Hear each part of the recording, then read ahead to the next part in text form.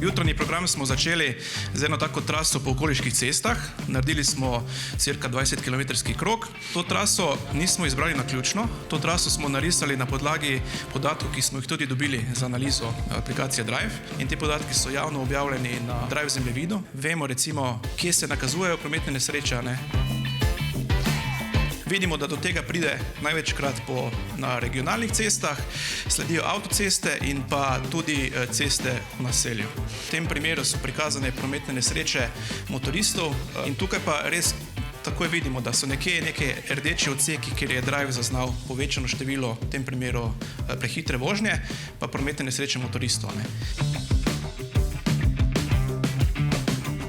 Lansko leto je v naših gorah umrl 50 planincev. Lansko leto je umrl 26 motoristov, 30, če štejemo še mopediste. Sem prišel pogledati, kaj je gorska reševalna rekla, zakaj je bilo največ nesreč v planinah. Zaradi tega, ker niso imeli prave obutve, zato ker je prišlo do zdrsa. Pa se to vse lahko povežemo tudi z motorjem. Preden se ti na motoru sedeš, ti tisti dan v sebi opazuješ, veš, kakšno je vreme, veš, po kakšni cesti se voziš, ti dobro veš, kakšen motor imaš, ne? Dobro veš, a ta motor ima dobre gume gor ali jih nima. Zelo dobro veš, a se slabo počutiš, a se ne počutiš. Dobro veš, a si kakšna zdravila jemlješ, ne? A imajo rumen trikotnik ta zdravila. Ogromno stvari mi že vemo, ogromno podatkov mi že imamo, samo ne uporabljamo jih, ne? Na ta način, da se lahko poj tudi odločamo, ne? Tukaj noter, kar je Jan rekel, se skriva po mojem bistvu vsega, ne? Dobro, danes nisem glih zbran, pa mislim na ono drugo, pa bom šel vseeno v službo, ne.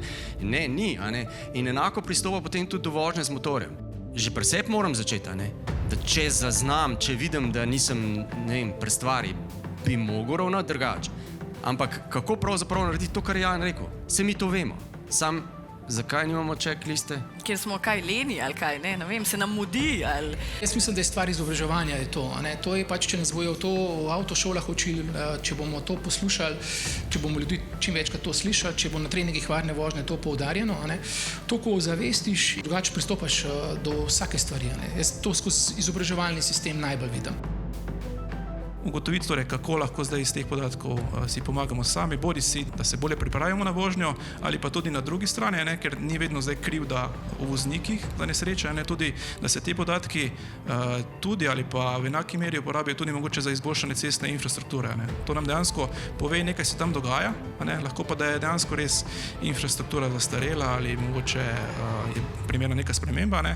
In to je pa tisti ta del, ki prepuščamo bolj seveda strokovnjakom, ampak ja, cilj pa mislim, da je ravno tem v sodelovanju.